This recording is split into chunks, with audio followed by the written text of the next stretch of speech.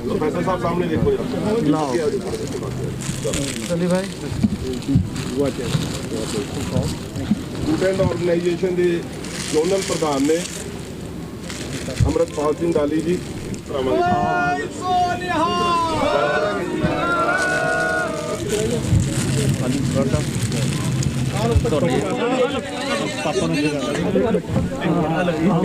पट्टी साहब आ गए ठीक है पट्टी साहब कहते हैं थोड़ा खोल दो जी थोड़ा खोल जो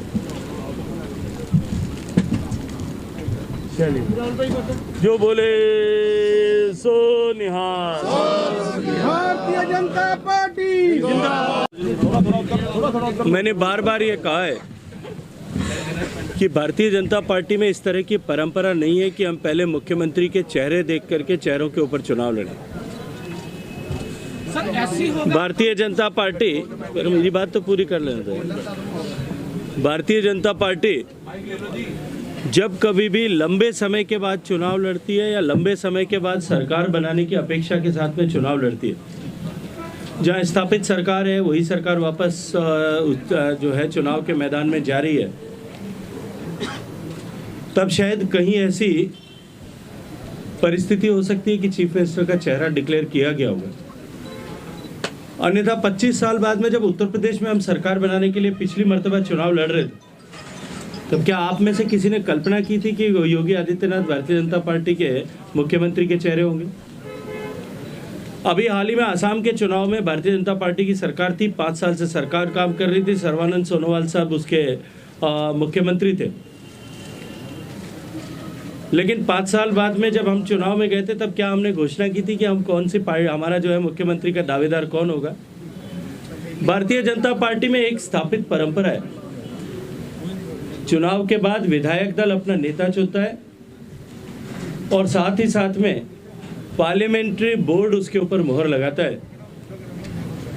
ऐसी पॉलिटिकल पार्टियां जो किसी परिवार की पॉलिटिकल पार्टियां या किसी व्यक्ति विशेष के इर्द गिर्द बनी हुई पार्टियां,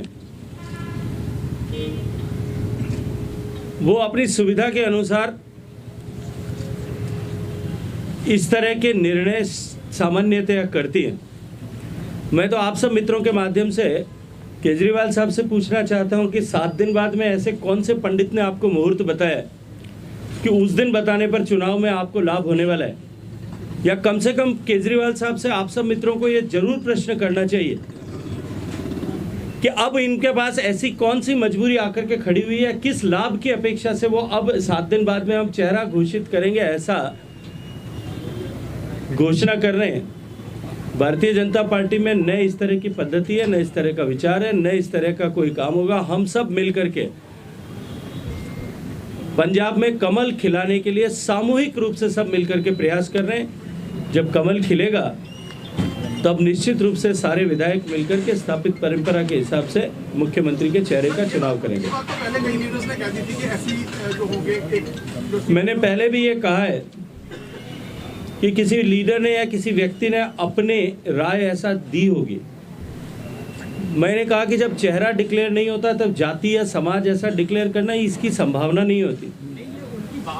भारतीय जनता पार्टी में सभी कार्यकर्ताओं का सम्मान रहता है, सभी कार्यकर्ताओं की भावनाओं को मिलकर के सामूहिक निर्णय होता है। सामूहिक निर्णय जो होगा वही निर्णय शायद वही निर्णय मेरे को लगता है कि सर्वश्रेष्ठ निर्णय ऐसा माना जाएगा। नवजोत सिंह सिद्धू ने ये बोला कि लोग डिसाइड करेंगे मुख्यमंत्री का चेहरा कौन। देखिए, मुझे लगता है कि नवजोत सिंह सिद्धू साहब को अब उनकी पार्टी भी सीरियसली नहीं लेती, पंजाब की जनता भी अब उनको सीरियसली नहीं लेती। वो कब किसके लिए कहां और क्या बोलते हैं इस पर प्रतिक्रिया देना जो है मुझे लगता है कि सामान्य मानवी के बस का तो अब नहीं बचा है। वो कब किसके लिए किस तरह की टिप्पणी करें और कुछ दिन बाद में अपने राजनीतिक स्वार्थ के लिए किसी दूसरे के लिए उन्हीं शब्दों के साथ में, उन्हीं शेरों के साथ में, उन्हीं शायरी के साथ में किस तरह की टिप्पणी करेंगे, मुझे लगता है थोड़े दिन बाद में शायद आप लोगों को समाचार मिलेगा कि वो कुछ किसी और के लिए किसी और तरह की टिप्पणियां कर रहे हैं। सर, नवा पंजाब आपका जो नारा है, नवा पंजाब, सर नवा पंजाब क्या होगा, क्या? देखिए, भारतीय जनता पार्टी अब की बार चुनाव के मैदान में नवा पंजाब भाजपा दे नाल इस नारे के साथ में है, मैदान में है। पंजाब के बारे में यदि पहले कहीं नाम भी पुकारा जाता था या कल्पना भी की जाती तो जो चित्र मन में उभरता था वो था कि एक हंसी खुशी से भरा हुआ प्रदेश, एक समृद्ध प्रदेश, एक खुशहाली वाला प्रदेश। जिन लोगों ने पंजाब को नहीं देखा होगा करीब से, उन्होंने भी जो जिस तरह का छायाचित्रों में, ग्रंथों में, किताबों में जो पढ़ा होगा, वो लोग भी पंजाब की कल्पना गिद्दा, भांगड़ा डाला हुआ जो है प्रदेश, ऐसा खुशी वाला प्रदेश के रूप में करते थे। वो प्रदेश जो देश की पर कैपिटा जीडीपी के हिसाब से, इनकम के हिसाब से देश के सर्वश्रेष्ठ प्रदेश हुआ करता था, आज लुढ़कते लुढ़कते लुढ़कते लुढ़कते 16वीं, 17वीं, 18वीं पायदान पर आ गया।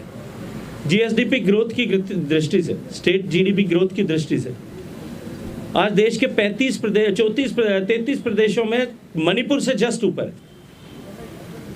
अंतिम पायदान पर खड़ा हुआ है। नया पंजाब जो भारतीय जनता पार्टी का होगा वो वही खुशहाल और समृद्धि से भरा हुआ प्रदेश होगा, जो रोजगार से युक्त होगा और माफिया से मुक्त होगा, जो समृद्धि से युक्त होगा, जो नशे से मुक्त होगा, जो खुशहाल किसानों वाला प्रदेश होगा, आत्महत्याओं से मुक्त होगा। हम ऐसा पंजाब बनाने के लिए जिसमें रोजगार के लिए पंजाब के बेटों को अपने बूढ़े माँ बाप को छोड़ करके विदेश न भागना पड़े, मजबूरी में विदेश न जाना पड़े, ऐसे रोजगार नए उत्पन्न हो सकें। ये पंजाब की धरती असीम संभावनाओं वाली धरती है, इसकी संभावनाओं के साथ में न्याय हो सके, इस दृष्टि से हम नया पंजाब बनाने की कल्पना करते हैं। ठीक है, मुझे लगता है कि मैं पहले भी इस विषय पर टिप्पणी कर चुका हूँ। ये मेरा विषय नहीं है, लेकिन मैं फिर भी कि ये बेल होने के बाद में क्या आपको नहीं लगता कि कहीं WWF चैंपियनशिप चल रही थी?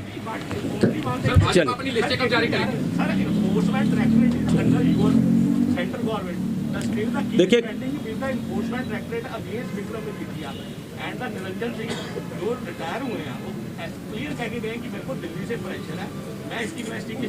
let the agencies do their work. I should not comment on that. Yeah, please.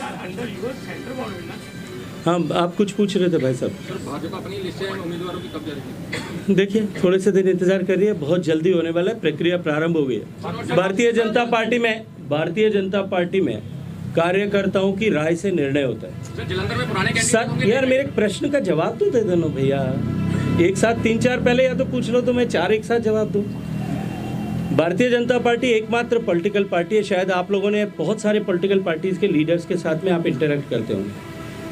आज जालंधर में एक एक्सरसाइज हुई है, उसकी सूचना शायद आप लोगों को जानकारी है कि नहीं। भारतीय जनता पार्टी के मंडल स्तर पर काम करने वाले सारे कार्यकर्ता, भारतीय जनता पार्टी के जिले के पदाधिकारी, भारतीय जनता पार्टी के विभिन्न मोर्चों के साथ में काम करने वाले कार्यकर्ता, भारतीय जनता पार्टी के पूर्व अध्यक्ष और पूर्व महामंत्री, प्रदेश की कार्यकारिणी में और राज्य प्रदेश के में विभिन्न दायित्वों के साथ में रहने वाले उस विधानसभा क्षेत्र के लोग, राष्ट्रीय मोर्चों में काम करने वाले सीनियर लीडर्स अगर उस विधानसभा में रहते हैं, हमने 117 सीटों के सारे लोगों को बुला करके उनकी दृष्टि से प्रत्याशी कौन होना चाहिए इसके लिए रायशुमारी की है। कार्यकर्ताओं को बुला करके उनसे चर्चा की है, उनसे बातचीत की और उनसे अपने पैनल बना करके देने के लिए कहा है।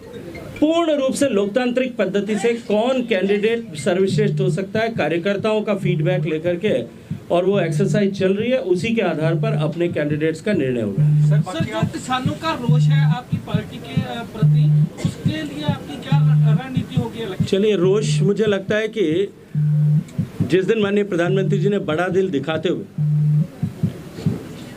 और गुरुपर्व के दिन इतना बड़ा निर्णय किया था कि मेरे इन शब्दों के साथ में किया था कि मेरे कानून दिए के प्रकाश की तरह पवित्र थे। मैंने किसानों के हित में कानून बनाए थे और देश के हित में उनको वापस ले रहा हूँ। मुझे लगता है कि उन शब्दों के बाद में पंजाब के नहीं, देश के किसी भी किसान के मन में कहीं भी कोई जो है शक, शुबा और संदेह बाकी नहीं रहा होगा। सर, भाजपा ने चलिए।